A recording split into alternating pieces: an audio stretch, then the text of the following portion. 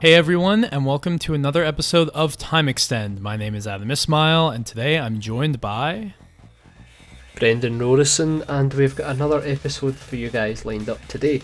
Recently we've had a lot of modern racers to talk about, Adam. It's been a bit of a different spin for us, but we thought we would bring it back down to Time Extend Earth by, well, we're looking at Sega arcade racing games again, and I couldn't be more psyched about it. Yeah, it's been a while since we've talked about, first of all, something old, and second of all, something related to a Sega racing game. And today we're not even talking about one, but we're talking about three. And we're talking about a subject that we haven't touched upon yet because our Sega podcasts in the past have been based around the Dreamcast and the racing games on the Dreamcast. But today we are expanding that to talk about three arcade racing games. And the reason we've chosen these games is because they are all based around sports car GT racing. And those would be Sega Touring Car Championship, Scud Race, or Super GT, and Le Mans 24. And these are just three interesting games because they take a unique approach to more or less the same discipline. You know, touring cars versus GT, fine, but similar style of racing. And they all couldn't be more different.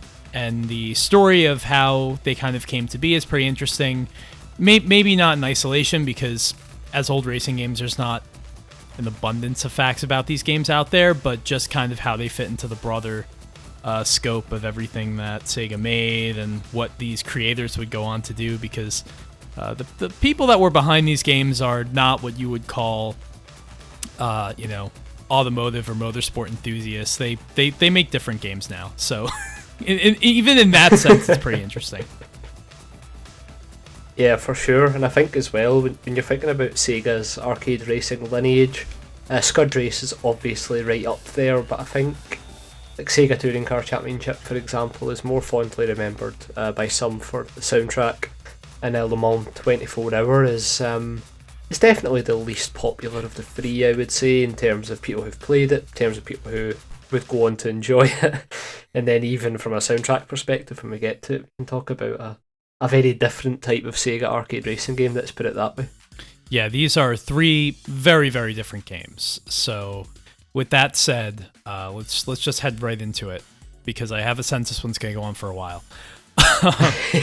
And we'll do this in chronological order. So first we will start with Sega Touring Car Championship. Now, it's worth pointing out that like the games that we're going to talk about are pretty much only separated by 2 years. I mean, all of these games came out within the space of, actually, technically within the space of a year. The difference is that they were being worked on concurrently by different teams. They also all had very short development cycles, at least from what I could gather. So it just kind of speaks to the fact that this was a very different era. Games did not take anywhere near as long to develop as they do today. And I think being arcade games, they were very focused on kind of a singular thing. So there wasn't a lot that could kind of delay the process. But Sega Touring Car Championship was on the Sega Model 2 board, the 2C CRX revision, which I think was the last version of that board. And it came out in September 96 in Japan. The producer-director behind this was Tetsuya Mizuguchi, who was running the AM Annex team. And whether you are listening to Time Extend and you like racing games, or you are listening to the show for the first time and you don't know who this guy is, you've probably encountered his work before, because while we originally knew him for making Sega Rally, he's gone on to so much more kind of widely known and prolific things, from Space Channel 5 to Rez and Child of Eden, and most notably Tetris Effect. So this guy is not a, motorsports racing game developer by trade necessarily. I mean, he did work on a lot of racing games for Sega, but it was never his core passion. He kind of just sort of fell backwards into it. And that's not to say he didn't care, because obviously he puts immense effort into everything he does, judging by his output. But, kind of like how Lewis Hamilton likes to do a lot of other things besides racing. That's kind of the sense I get from Tetsuya Mizuguchi. He's a very multi-talented guy. Yeah, and I think for him, regardless of genre of game, what he really looks for is the chance to kind of impose his style or his interpretation of the type of game being made in a way that he can feel proud of. And I think that's what's interesting about Sega Touring Car Championship, because when you're restricted to that kind of circuit-based racing with a fully licensed roster of cars and that closed circuit kind of game, it doesn't really lend itself to much that he could do in terms of, like, you think about Sega Rally, for example. I mean, that's just a masterpiece in terms of, like, they took the flow of rallying and made it this cool jazzy thing. How do you do that with circuit racing, and especially on a constrained development window? Yeah, and what I love about Tetsuya Mizuguchi is that he kind of takes this very globalistic view to the projects he creates, where he kind of strips it down to its bare essence and just thinks in very broad terms, like, how can this feel good? And, like, he doesn't, like... Yeah. You know, I think he has the attention of detail, and Sega Rally, notably, he's talked about in the past how that was one of the first games that... games before licensed cars, but that was one of the first games that had a very deep relationship between the developers of the project and the car manufacturers in the form of Toyota and Lancia. So he does care about the details, but I think he's such an interesting and sort of unparalleled creator, because, like, he's not overly concerned with, you know, how the nuances of, like, this car should handle based on how it handles in real life. Like, he's just focused on doing what feels good, and I think the more I've thought about it and doing the research around these games, unfortunately Sega Touring Car Championship is not one of them, but in doing the research around these games, I've realized that some of my favorite racing games actually ever have come from people who, you know, maybe aren't into cars or into motorsports originally, because they don't get bogged down in the details. They just kind of do what feels right. And, you know, Sega Rally is a great example of that. Unfortunately, STCC is not a great example of that. Yeah, it's a bit of a weird one. It's one of the few... Yeah, it is, 100%. It's one of the few Sega racing games I've played. And, like, usually within that kind of first hour with a Sega arcade racing game, you're like, right, okay, this is the parameters, how I'm to drive, this is how I'm going to have the most fun. I played Sega Touring Car Championship for many, many hours after that first hour, and I'm still not exactly sure what way it wants me to play the game. It's just...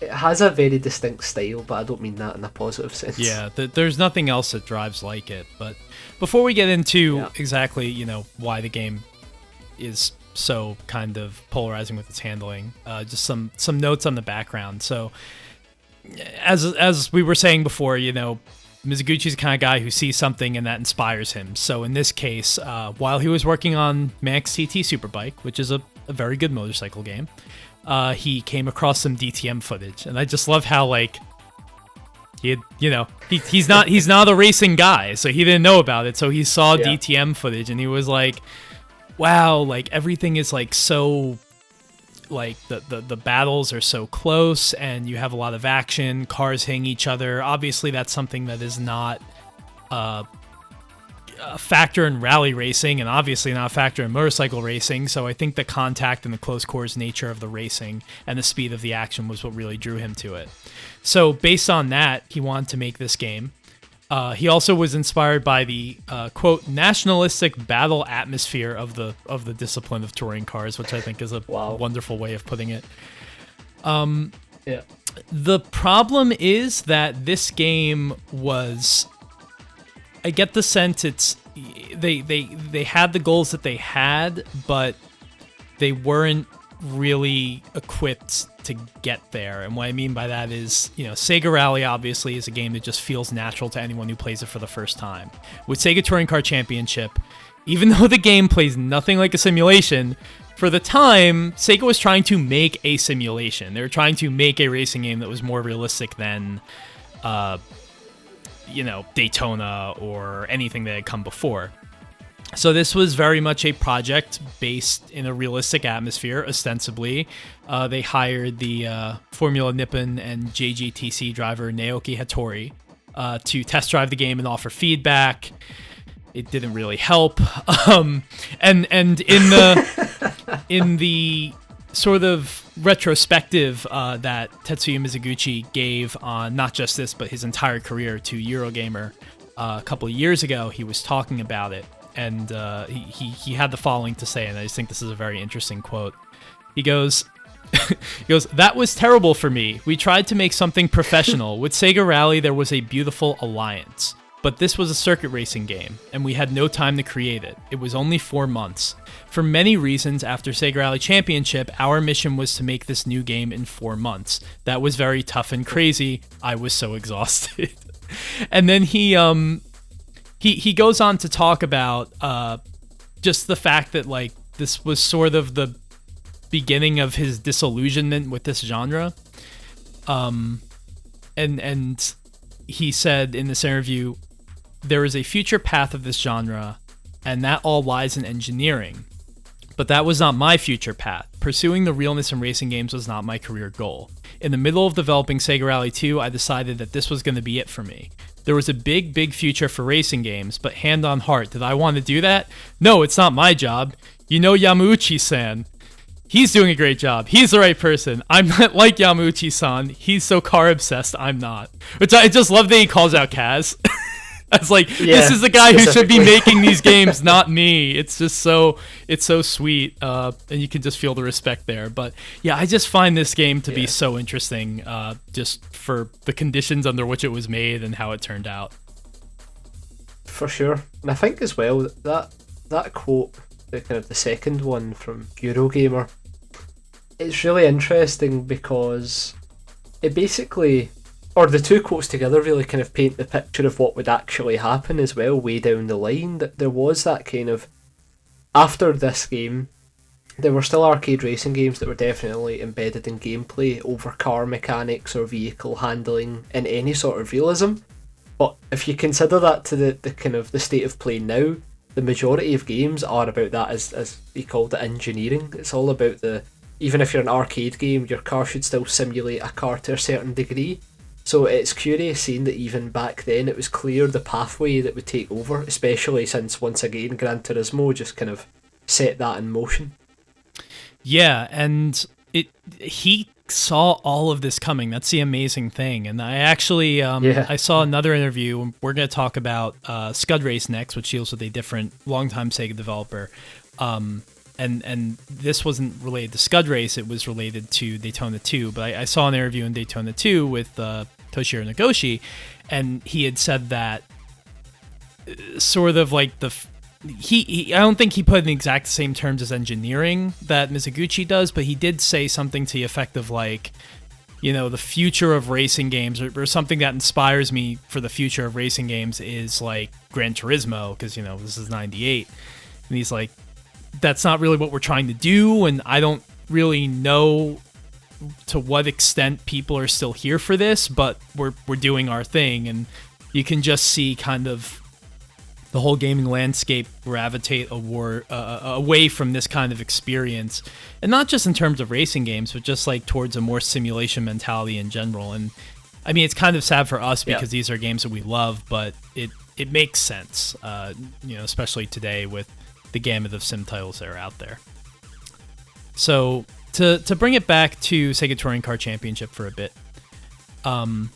First of all, I do want to say that part of those quotes was from an episode of Retronauts where Jeremy Parrish interviewed Tetsuya Mizuguchi. And if you have any interest in this game or this man, then you absolutely should. If you're listening to the show, go seek out that episode. It was from like 2 years ago, and it's just one of the most fascinating. I mean, he talks about how he basically walked into Sega one day and asked for a job, and that's how he got his job. It's an incredible story, his whole career. Yeah. But anyway, so part of the, I guess we shouldn't talk about the soundtrack, right? We should probably go into the physics at this point. Yeah, we should. I mean, I think that in terms of the Sega Touring Car Championship soundtrack, it is very much in terms of music, one of the more distinct Sega arcade racing games, and also it just has every single track in the game's pretty much an absolute banger that you would listen to at any given time. This is partly helped by the fact that Avex Tracks did work with Sega on the game, so for people who aren't familiar, they did like the Initial D soundtrack. They kind of work with a lot of European artists on techno and kind of house music, or trance specifically, we should say, for this era. And honestly, like, Don't Drop Me is one of my absolute favourites. Adam, I'm not sure what you'd consider your favourite. So I think my favourite is probably Are You Wake Up, but it's interesting because part of the soundtrack was sourced from Avex Tracks, which was on like the bleeding edge of, you know, whatever was trending in clubs and stuff at this time. And then you also have the trance, you know, disc, metaphorical disc, which is basically like there's a separate grouping of songs in the game where Sega kind of sourced music. They basically put out an open request to artists and were like, hey, if you want, you know, underground artists, if you want your song in this racing game, where we're looking for something that's like, you know, trance and has that vibe and kind of melds well with the Avex Tracks songs. And so they have a couple of songs in the game from just like small time artists in Japan at the time. One of those is Rising High, which is probably definitely one of my favorites in the game, and probably my favorite of the songs from the small artists that they found. But this game is just the soundtrack has a lot to do with why it's remembered so fondly, because I think it's one of those things that like it just stands out in a game that, in an experience that unfortunately doesn't quite hit the high watermark that you would expect. So it's one of those games that's best enjoyed by listening to as opposed to playing. For sure. I think the soundtrack leaves an impression almost immediately, but the sheer contrast and the quality of the soundtrack compared to the gameplay is pretty startling, because like we've kind of alluded to so far, there just doesn't seem to be a general vibe or style to feed off of on this game. The cars are very erratic. They look incredibly quick, which gives the illusion of excitement, but whenever you actually try and control them, it's just an absolute crapshoot, basically. Yeah, I mean, so you have 4 touring cars in this game. They're all like 1995 DTM touring cars. Well, 3 of them are, and then you have a Castrol Tom Super thrown in there for good measure. But the other ones are, an Alfa, the Mercedes, and the Opel Calibra. And in this game, these cars hit over 200 miles per hour, which makes no sense because that's not something that touring cars do. Certainly not that time. It is exceptionally fast, and this is one of those games where I will, I've tried to play it myself, be it via the Saturn port, which unfortunately is not a good port, or playing the Model 2 version via an emulator or something like that. And, I don't think I was ever able to play this game in an arcade, so I never actually played the cabinet. But it never felt right to me, because it kind of goes between just these, like, the car is moving very fast, it's very hard to control, and like some slight steering input will kind of have it skid and turn a little bit, but the line between slight steering and like moderate cornering and just full lock, the car is now sideways drifting, is very, very small. And it's really hard to play in that space. And, maybe it's easier with the wheel, but honestly, like, I went on YouTube when I was doing this research, and I was watching footage of people playing the game. I'm like, this still doesn't look right to me. Like, I just don't ever think that I could be good at this. It's just something about the way this game moves. It's very fast, but it's not smooth. That's especially true if you're playing the Saturn one, because it only goes at like 20 frames per second. And it's it's hard. I mean, the people who are good at this game, like, more power to you, because I just can't wrap my head around it. Yeah, most of my experience, funnily enough, was on the PC port, so yeah, that's even that is probably not the ideal way to play this game. I've played it in the arcades as well and on the Saturn, but the majority of my time was on the PC port. Like you say, it just seems as if the car's either at full lock or not, and for as much as I've tried to understand how I should be driving, the best lines to take, the best ways to cut time down, truth be told, and maybe it sounds harsh, it just, the game doesn't feel fun enough for me to justify that at all. And I love in every Sega arcade racing game pretty much learning the fastest lines, seeing where I can shave milliseconds, seeing what I can do on certain tracks to get an edge. But in this game, I just never found that kind of need or want to do that. Once I completed it, in terms of the main arcades, kind of stage by stage, I think that was when I was pretty much done with it, aside from going back every so often to try and convince myself that maybe it was just me that was really bad at playing the game. And there will be a few people, Adam, that probably think that we're just shit at it, but it's really not the case. It's just such a strange game to play, and it is without a doubt one of the Sega racers I've had the least fun playing. And I hate saying that because I love everything about the game presentation wise. The car list is banging, especially with the bonus cars in the Saturn version. It doesn't tick the main box as far as a Sega arcade racer goes, and that is, it needs to be fun to play. It's a shame because the Saturn port, as you alluded to, has a lot of extra content in it. You get 2 extra tracks, you get 2 extra cars from Sega Rally, though you can only unlock those in a weird way, which I'll explain in a second. But you get the Celica and the Delta. You get a Sega. It's called the Sega Racing Proto, and it's basically a McLaren F1 with the back of like an NSX. It's a very strange looking car, but that's in this game. You have this element called they call it AI, but it's not AI. It's basically like, if you own the Saturn backup cart, you could basically use the additional memory to not sort of like run like an AI model, like a Drivatar or something like that, but essentially store it. So like you could have basically, the way it was supposed to work is you would drive and the AI model would learn from your habits like a Drivatar, and then it would be stored on the backup cartridge. And then over time, as you drove, it would get better, and you'd be able to race against it. And then at a certain point, you could actually use the AI to drive for you in kind of like a weird B-spec way. You weren't managing them, but, the AI you trained could drive for you.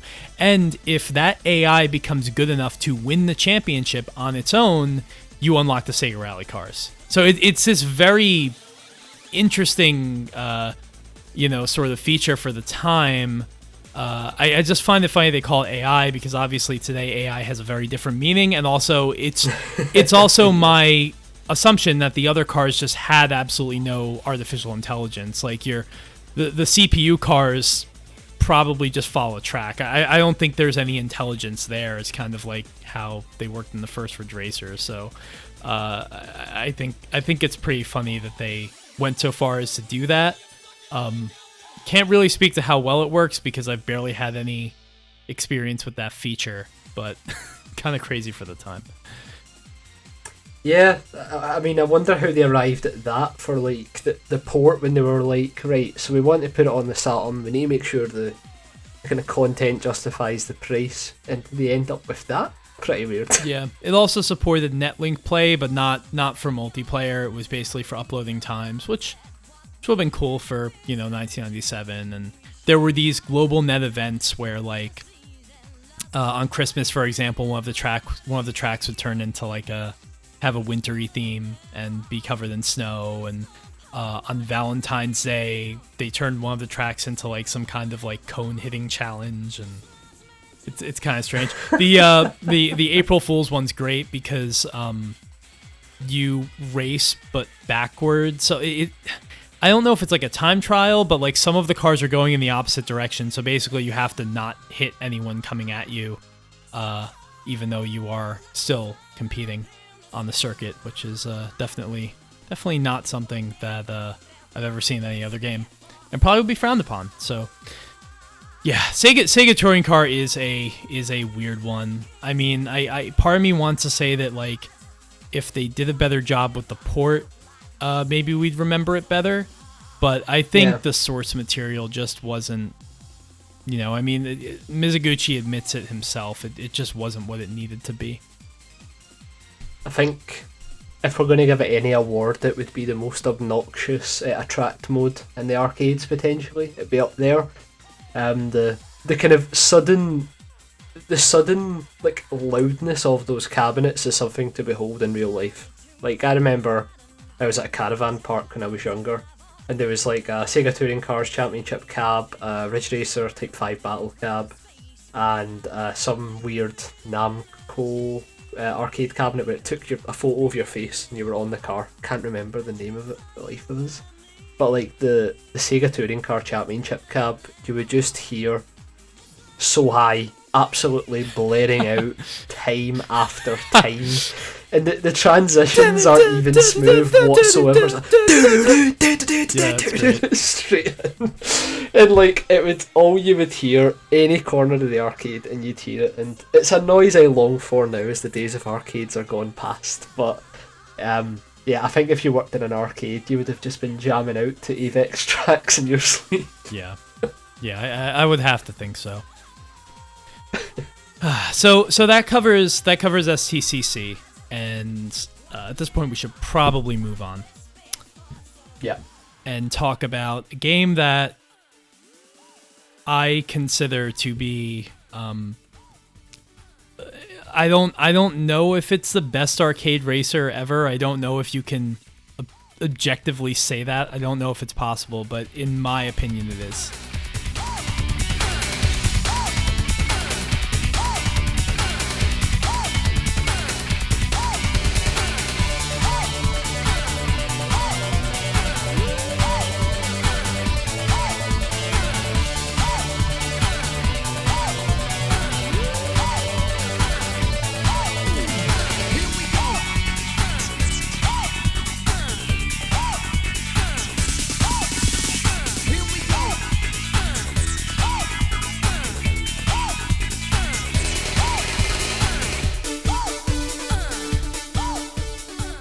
Scud Race, or Sega Super GT as we knew it here in the States. I really have to wonder, in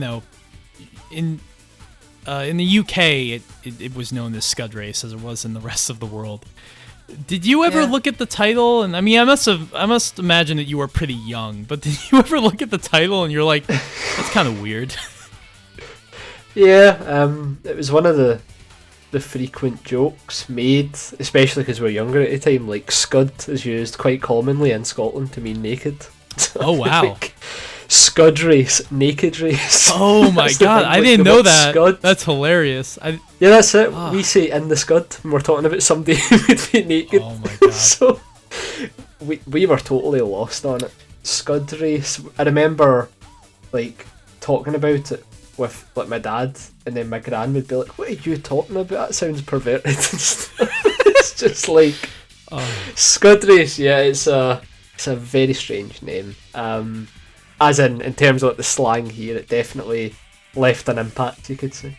Yeah, that's incredible. So in the US, and I'm gonna assume the rest of North America, they did not go with the name Scud Race because at the time, the word Scud was associated with the missiles that I think we were like dropping over the Middle East or something like that. So not a good association for your arcade racing game that's just supposed to be fun.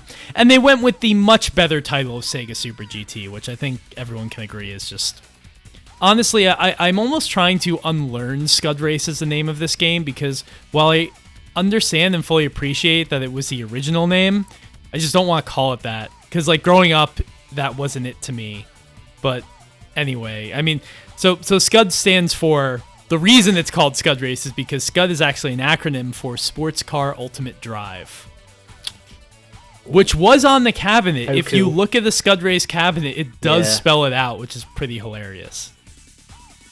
So yeah, I mean, I wonder why they ended up at that as the name, though. So strange. They should have just called it the full name without the acronym. Yeah, it's just like the longest. Sports Car Ultimate Drive Race. Yeah, so this was released in December of '96, which means it came out in Japan anyway. We got it probably in the West, I would think, in 97. But that means it came out 3 months after Sega Touring Car Championship. And unlike STCC, which was on the Model 2 board, this was on the Model 3 board, the Step 1.5 revision. So at this point, Model 3 had been used for like Virtua Fighter 3 and I don't know what else, but basically Virtua Fighter 3. So this was kind of like the second big Model 3 title. And, 2 or 3 months later, you have this game that is a generational leap above anything that Model 2 was pushing. And this game was developed by AM2, which is the legendary Sega arcade studio, fronted by, AM2 is fronted by Yu Suzuki, but this particular game, like Daytona, was developed by Toshihiro Nagoshi at the helm. And the idea here, at the time, this was kind of seen like a Daytona sequel, but he made it clear, and this is from an Edge interview back when the game came out. I actually have this issue. I'm lucky enough because my brother cool. collected these magazines. And he said that Daytona was based on American sport. I wanted to make a game that would be accepted worldwide, which is, this was the heyday, right, of sports car GT racing, at Le Mans, stuff like that. You had the McLaren F1, you had the Ferrari F40, the Porsche 911, and the Dodge Viper. Those are the 4 cars in this game. And then, of course, you had all the other stuff in the world going on, like the CLK GTR and a bunch of our cars. So this was a really exciting time for sports car racing. So to me, Scud Races intertwined with that. It hit at the perfect time. Sure. Because if this game came out 5 or 10 years later, it'd probably still be great, but it's just like this was like the McLaren F1 was just such a force, and this game is part of the reason I think why the McLaren F1 is one of my favorite cars ever. And I would go so far as to make that assumption for a lot of people. Yeah, I'd agree. I even think the Gulf livery as well. I think for a lot of people that might have been the first exposure to that, especially for younger players. Yeah, it's definitely like in terms of legacy and impact. I remember I was out shopping and I seen like a McLaren F1 like pencil case. It was shaped like the McLaren F1 with the Gulf livery, and I fucking loved the thing to bits purely because of Scud Race. Wow. Yeah, it also has to be said that running on Model 3, this game was just the best looking thing that you've ever seen. Look, I was too young at the time. I don't remember the first time I saw Scud Race, but I do remember seeing Scud Race probably when I was like 7 or something, and maybe 8 years old, something like that, seeing it in this kind of arcade / like sports complex for kids. And if you were a kid and you loved cars, you saw that cabinet, you saw the McLaren F1 on the screen, and the fact that no game on the home console looked that good, even on the Dreamcast, nothing looked that good. It was a sight to behold. It was just, I still think like it's one of those rare 3D polygonal games that like ages really well. Doesn't have a lot of polygons. It did for a time, but just like something about like the hyper reflectiveness of it. The smoothness, the way the cars move, they do that Daytona thing where they just shake a lot all the goddamn time. It's just so amped. It's so exciting, and it just draws you in. Yeah, it's such a super clean looking game that you could play it at any time, and it will still look fantastic. Like if they were ever to remaster this, if we were ever so lucky, all you would literally need to do is upscale the resolution, and I still think it would look absolutely perfect. The thing you say about the car shaking as well, it sounds so silly like talking about it by just saying it's literally car shaking, but when you see it in motion it just adds that level of excitement and it draws attention to what's happening on screen. This game does a really good job, kind of like Daytona, of just making you you're in control, but all of the visual information being thrown at you suggests that you're not in control, and that just makes the game very exciting. But it's not actually that hard. 2 of the cars are particularly hard to drive, but the other 2 aren't. So basically, in trying to make this game, AM2 wanted to change the team responsible so it didn't feel too much like Daytona, and they weren't able to do that. So basically, the same crew that worked on Daytona 1 worked on this game. and Toshihiro Nagoshi, who I haven't said yet. Tetsuya Mizuguchi is the guy who made all of those kind of music games I talked about before. Toshihiro Nagoshi is the guy behind Yakuza. So if you like Yakuza these days, this is the dude. The guy who made Daytona 1, this, and Daytona 2, F-Zero GX. And then after kind of he stopped with racing games, Super Monkey Ball, he was responsible for Super Monkey Ball. And yeah, now he just makes Yakuza games. So he is a really cool guy. He apparently went all the way to Maranello to visit Ferrari to get their, permission to use the F40 in the game. And he said at the time that the visit didn't work out as well as he expected. And I don't really know what that means, but I'm assuming that they didn't reach a deal, and then someone on Sega got on the line with somebody over in Maranello and was like, "Listen, we're Sega. It's 1996 or 95. We have a lot of money to throw on this, so just name your price. We'll do it." Because obviously the F40 ended up making it into the game, so. Yeah, I wonder what really turned them off. I wonder if it was just how audacious everything looked, and like Ferrari were like, "This isn't real racing." Yeah. Yeah, it should also be said that this game was licensed by the BPR Global GT series, which is basically the forerunner, the predecessor to the FIA GT series that would come later on. So this game was very much steeped in real motorsports, at least as far as the cars were concerned, but the tracks were ridiculous. And there was this desire to make tracks that were not just visually appealing, but instantly recognizable. So there are 4 tracks in the game, and the advanced one, which is based in North America, you're kind of or actually probably Central America, because it has a lot of like you're kind of driving through like Aztec ruins and stuff like that. Nagoshi described that as basically being inspired by Indiana Jones, which is just like such an interesting thing to be like, I'm gonna make a racing game, and I want this to remind you of a Hollywood movie, but also we're using like real cars from actual GT racing. It's just such a melding of different things, and he said simple ideas associated with the high-end Model 3 board are the basics of Super GT. So it was very much this concerted effort to just make a game that was very immediate to grasp and understand and dazzle, not kind of make it too difficult to parse out, make it exactly the kind of game that you would see from across the arcade and be like, that looks cool, I want to play that. And it fully succeeded at that. Yeah, for sure. I think the thing about Scud Race that always interests me whenever I play it is the idea that it actually has a very easy to play kind of feeling when you first start it up, but the more that you start to realise how you go quick in the game, that's when you really kind of see the depth that the handling engine has. And it is probably one of the Sega arcade racers that best strikes that balance, I would say. Yeah, it's interesting because Daytona 2, there were handling differences between the cars, but they were more subtle. But I feel like all of the cars in Scud Race handle completely differently. I mean, the Porsche is really responsive, but obviously doesn't have a very high top speed. The Ferrari is very balanced, not quite as much grip as the 911, but I think probably the car that most people gravitate towards if they want to drive fast but not have too much of a difficult time.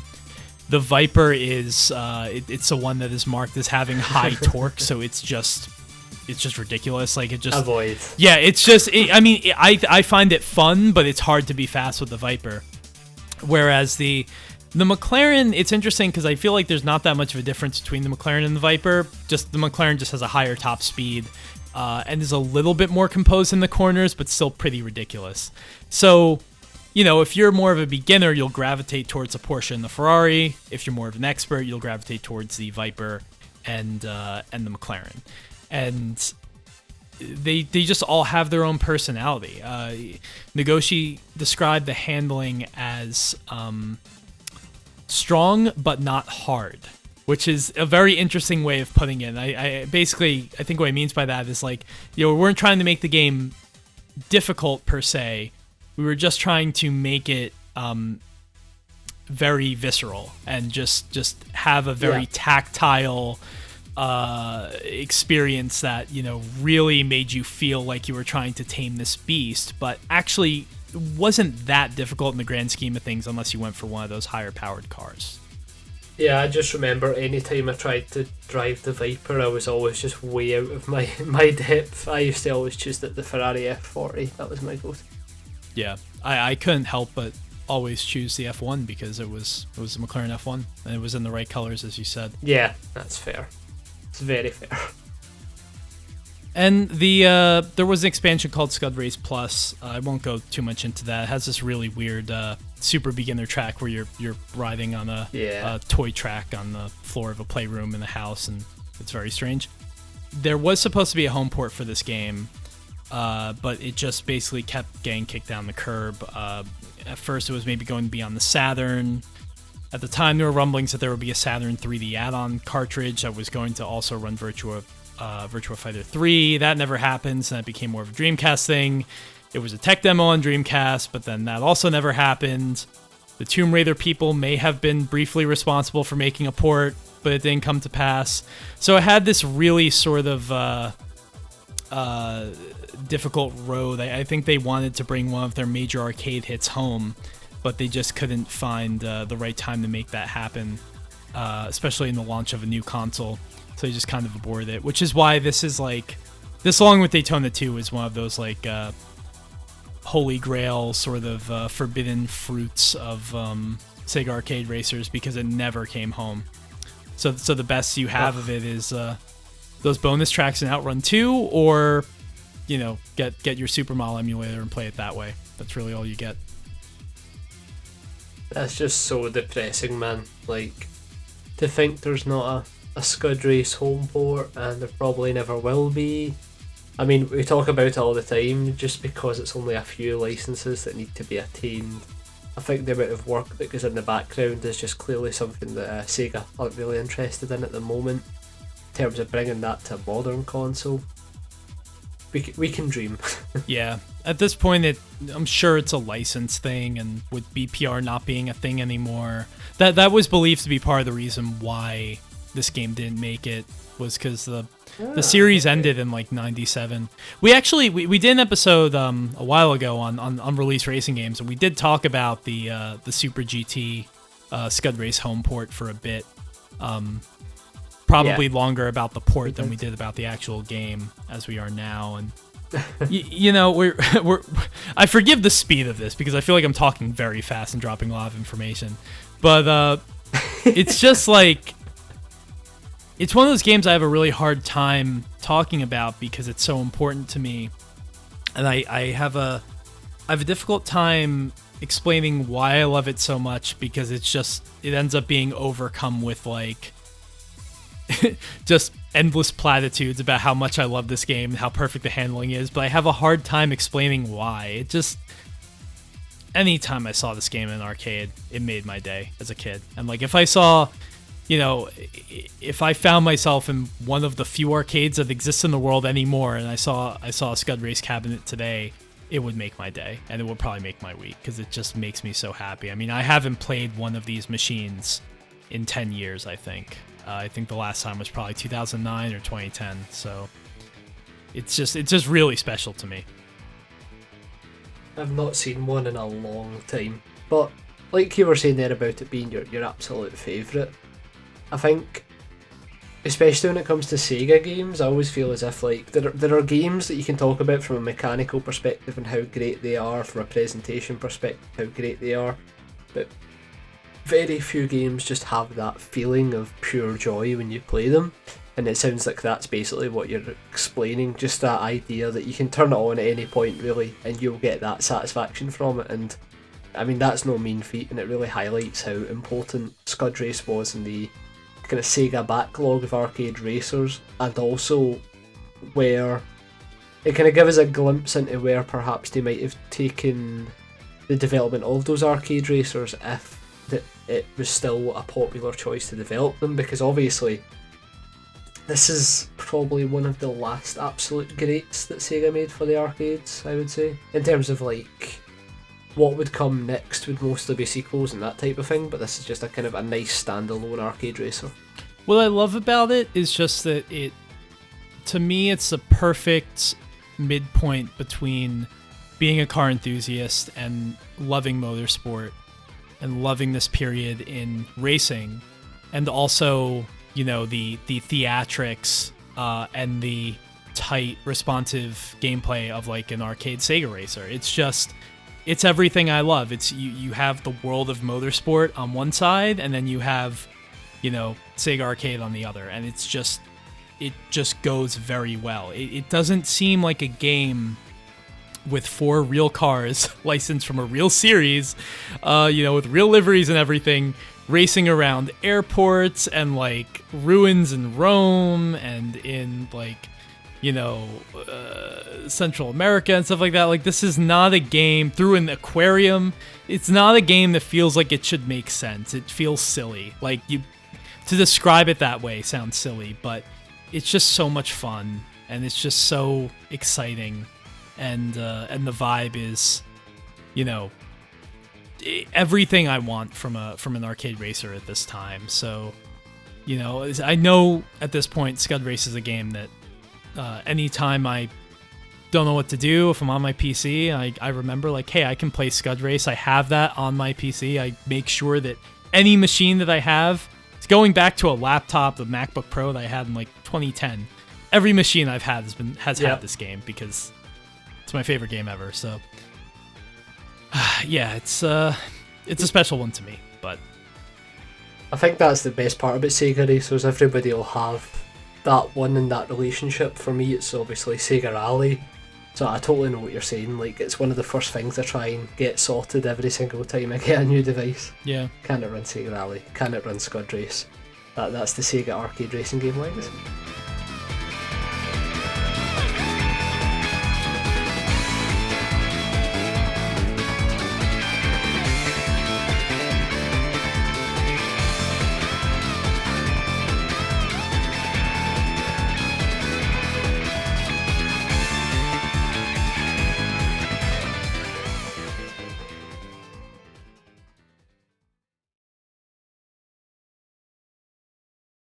Le Mans 24!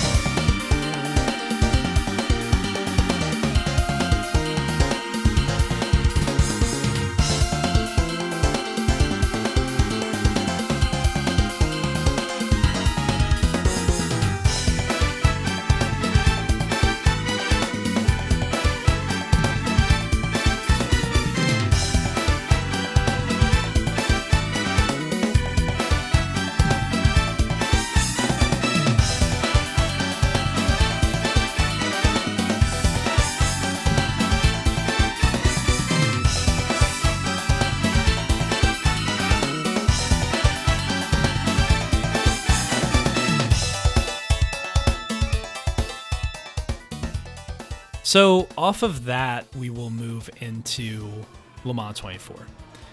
And what makes this game very interesting is that it, on the surface, seems a lot like Scud Race because it has, you know, a lot of the same cars. It has a McLaren F1 in the same livery. It has a Ferrari F40. It's based around sports car racing in the mid to late 90s.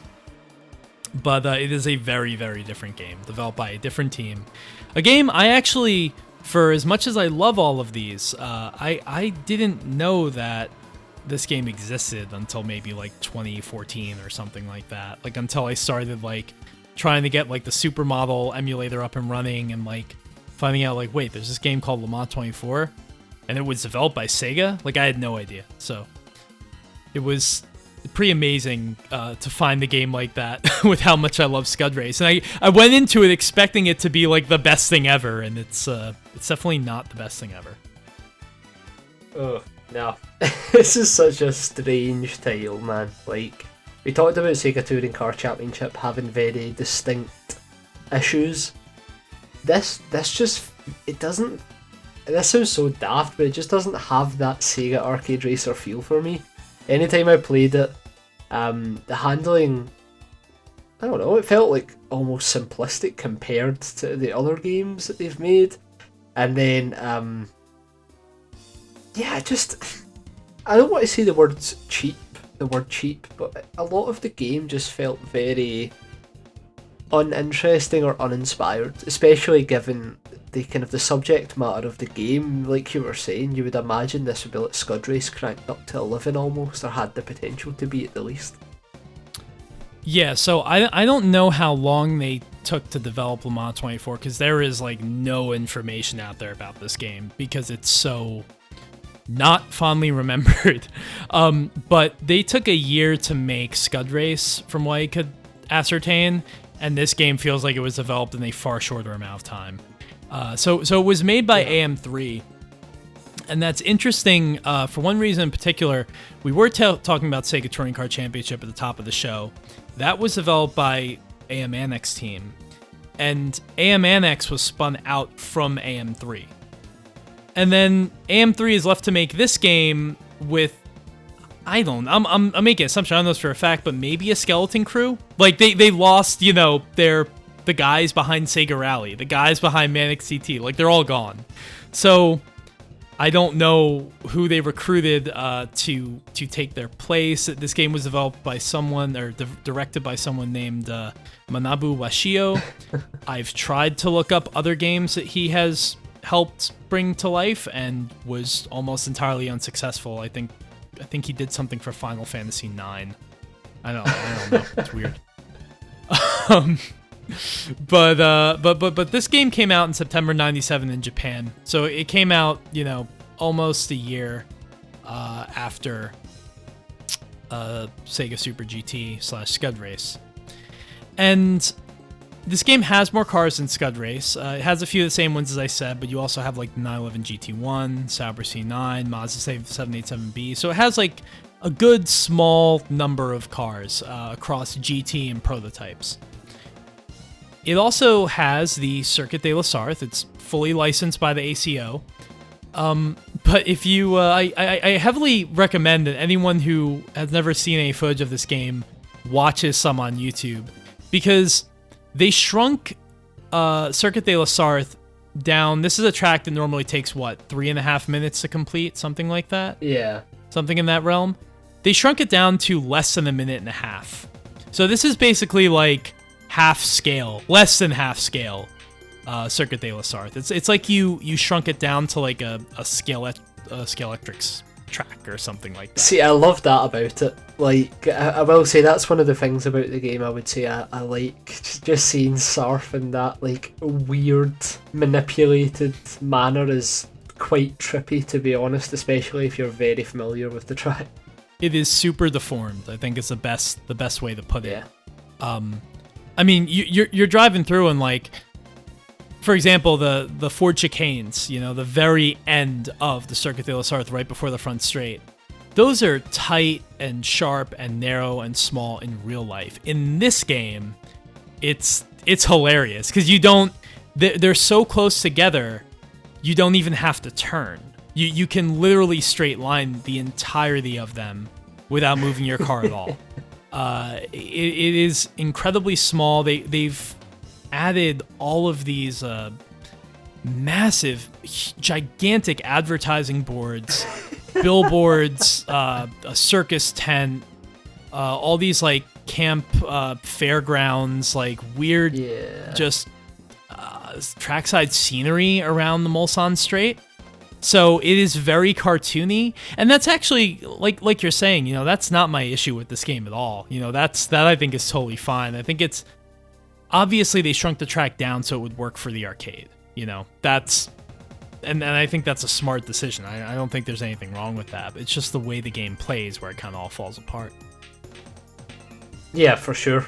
The kind of design choices taken for the most part are fine, because if you think about the general idea behind the game, as you've said, it's an arcade version of a 24-hour race.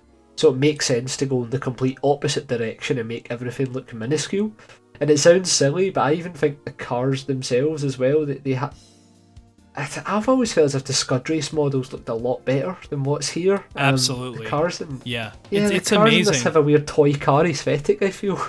Yeah, the Scud Race models are super high res. They have interior views. They have reflections. They have everything. There actually might be interior views in Le Mans 24. I can't remember. But these cars look incredibly dull. I mean, that's actually one of the surprising things about Le Mans 24 is it has like a dynamic weather and time system, so it has day-night change. I think those are like Model 3. Like, those things wouldn't have been possible without Model 3. But I think if you look at the game, if you look at like a gameplay shot, start of a race in daytime, there's nothing about this game that looks like it couldn't have been done on Model 2. Because it just... very flat, very simple. It's not a pretty game, and it came out a year after Scud Race. So... it's kind of amazing. It's not impressive. What? It's not impressive in stills, but like in motion, like you're saying, that's what it in motion really it looks shines. better, but even then, like, it doesn't move with the same kind of smoothness of a Scud Race. Even from a, you know, the buttery smooth frame rate of Scud Race is kind of absent from this game. This game feels,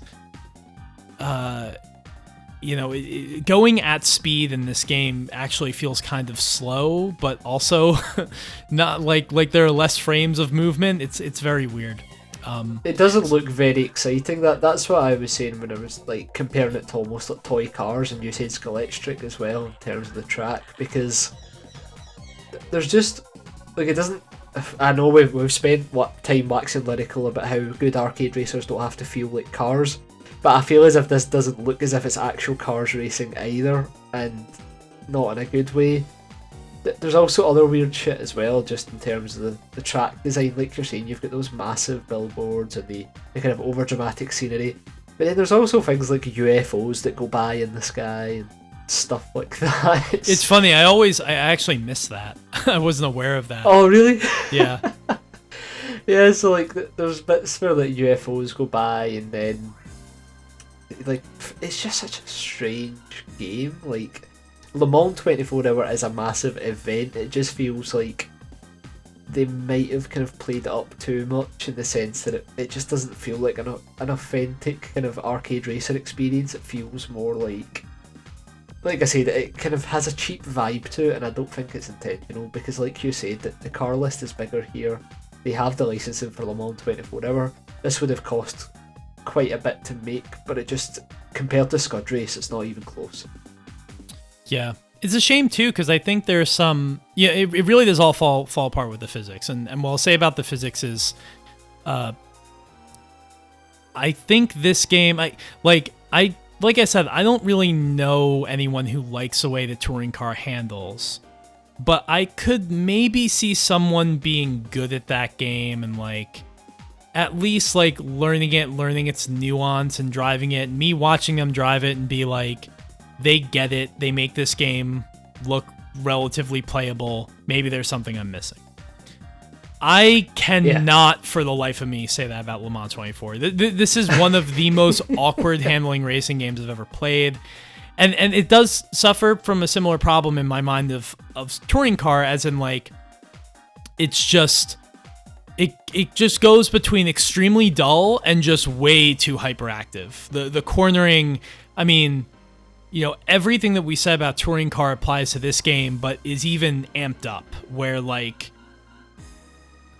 just like cornering just does not look natural at all. The drifting, it doesn't even really depend on throttle or anything like that. It's just like you turn the wheel and all of a sudden you're sideways, and it really doesn't make sense. It's really that coupled with like the sensory overload of the tracks that we're talking about, coupled with the fact that they descaled Le Mans to such an extent that like these corners are half the length and half the size that you know them as, you know. Yeah. It just leads to this experience where it is very surreal and not fun. Yeah. I just flat out don't like the way this game plays. Just up front, I would never willingly play it. The cars just like pivot on this weird like central axis between the front wheels, like, and it's almost like it doesn't honestly feel like there are physics in this game. It feels like you're steering, you know, it feels like you're steering basically like an arrow at the front of the car, and that's it. Everything behind the front wheels and the front axle has absolutely no significance. Even the way the chase cam acts as well, it's almost as if that car behaviour is unexpected. So like the camera's kind of jolting and tuned to the drifts. Yeah. Very, very strange game. And you know what's crazy? Remember I said Naoki Hattori helped develop touring cars handling? He worked on this one too. He, you know, the Japanese driver, they actually got a professional racing driver to help develop this game's handling. They got the same guy, and it's not good. And I have to wonder if it's him. Is this guy a good racing driver?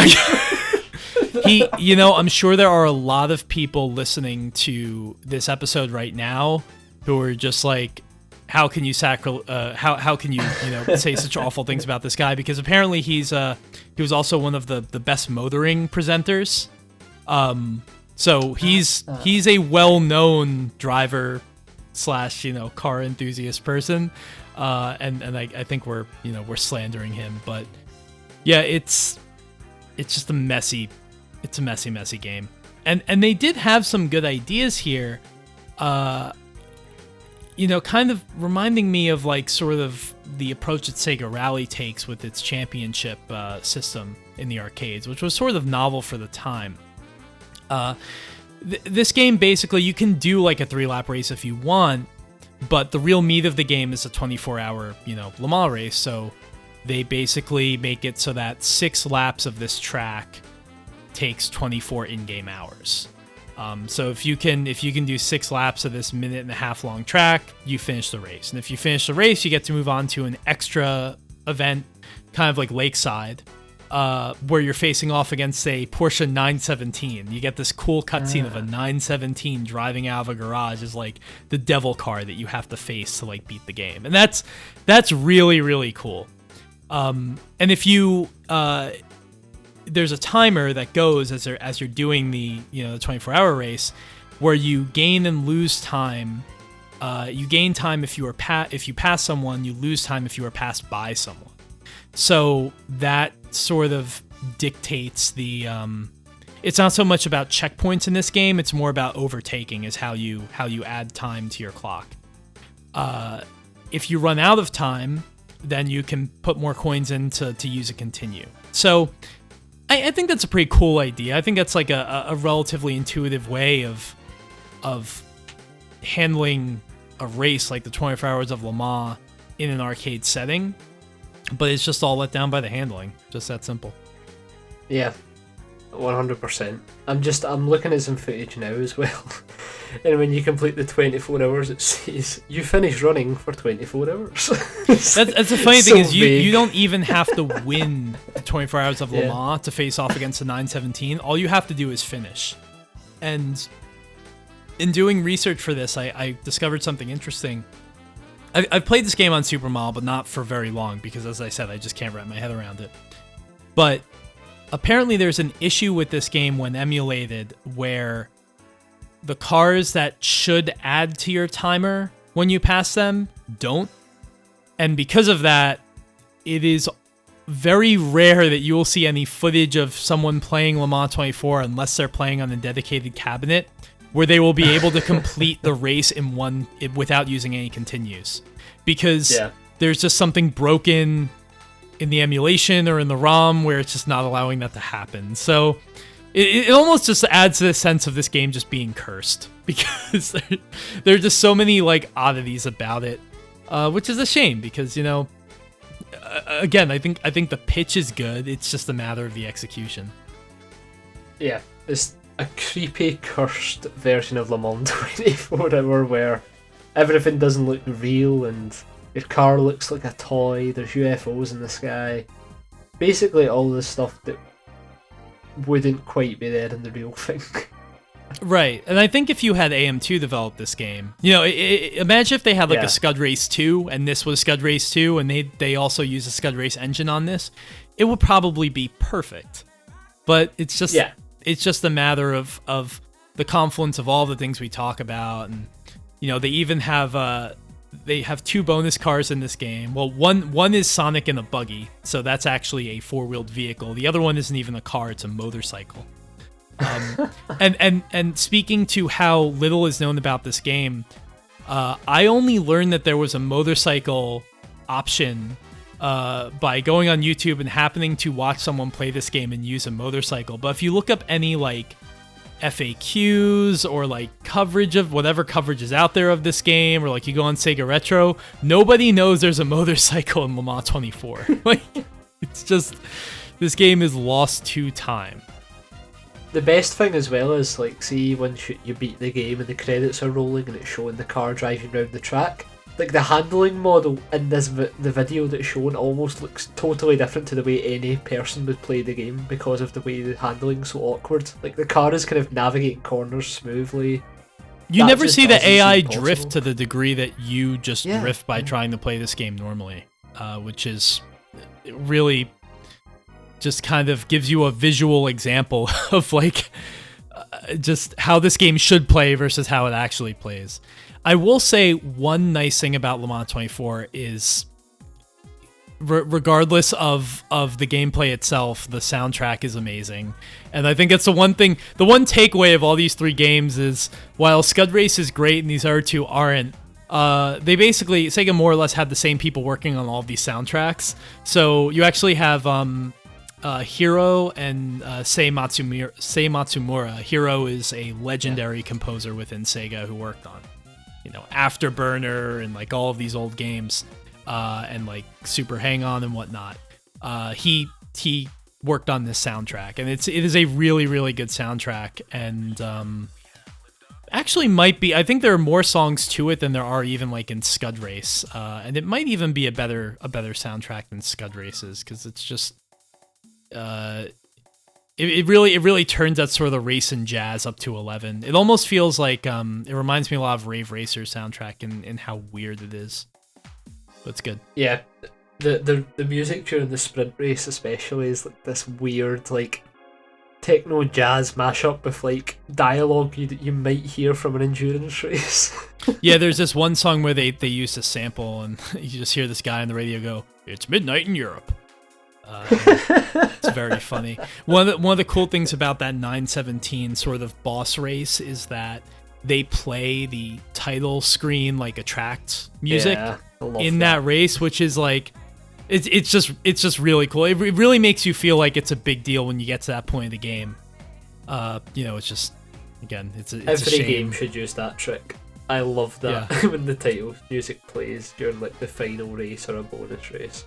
Well, I remember like when I was playing Sega Rally, I always wanted to make it so that like I wish they let you use like the replay music in races, or like I wish that they let you use like play power games when you were like in a race, but yeah, it definitely makes you feel like this is a big deal.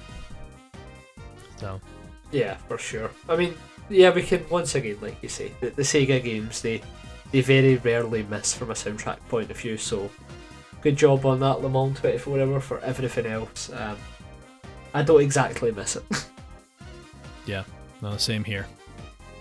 So, we ran through 3 games in an hour and 10 minutes. I think that's actually pretty good, because I was saying to you before the show, like, I don't know if I can spend less than like 45 minutes on Scud Race alone. Yeah. Yeah. I'm amazed myself. We always say, let's try and make this 1 an hour.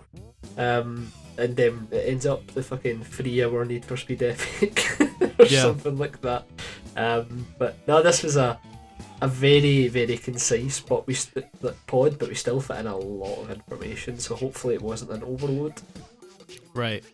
Yeah, I mean, I'm sorry that I feel like I just like barraged everyone listening with like more information than is ever ever a good idea to cram into an hour's worth of podcast, but that's how it goes sometimes. Yeah, I just want to get you on the Twitch channel, just like talking about Scud Race for like 3 to 4 hours. I should play it. So yeah, that's actually a good Subway. Jesus Christ, I can't even fucking speak anymore. That's a good segue, because we have the Time Extend Twitch. That's kind of a new creation. You got the Juicebox account to affiliate status, and then you very cleverly remade it into the Time Extend Twitch channel. So that was a very smart move. Yeah, for sure. I mean, it makes sense, to be honest, I think. Clearly already, just seeing the kind of reaction, it was a great idea for us because we're able to do these live shows that are a bit more unscripted and a bit more kind of ad hoc, in the sense that we're just reacting to what people say, we're choosing topics like we did for the first one with the racing game intro stuff, and then alongside that you'll be able to find both our typical streams as well, where we might play Wipeout for an hour when you're trying your Elgato, like I did today, or when you're playing the kind of Rage Racer and stuff like that as well, Adam. Yeah, it's gonna be good. You'll get the crazy, just unpredictable fun of your streams, and then the very boring, methodical, I don't know what to play of my streams. And then every now and then we will join forces and do something that is truly, playing to both of our strengths. But we had one stream where we watched racing game intros, and of course we had to watch the Enthusia one. So that's the kind of stuff you can expect. What an intro that is! That is certainly something. Yeah. So the Twitch account is just @TimeExtend, and as always, you can find us on Twitter @time_extend, and I think that just about does it. I don't think there's any more housekeeping. If you want to join the Time Extend Discord, let us know. Yeah. Just ask one of us. On a special VIP invite mode at the moment. But yeah, definitely get involved in that. Not only do we have people who talk all the time in text chat now, we're getting more people talking in voice chat, we're getting game lobbies going. I mean, I think we've said it on podcasts before, but the Discord has quickly turned into the thing that I'm most amazed by that's kind of come out of the whole Time Extend venture, just in the sense that there are a lot of people out there who have equal passions for many different racing games that nobody would have ever thought of before. Yeah, absolutely. And as you said, like, we're getting people together to do lobbies. You got GT Sport, so we had a pretty good GT Sport lobby last week, and trying to do more stuff around that. So definitely let us know if you'd like to join. There's nobody who can't join. It's just we just don't have a general invite link out there right now. And yeah, that just about covers it. So thanks everybody for listening, and you'll hear from us again soon. Thanks for listening, guys.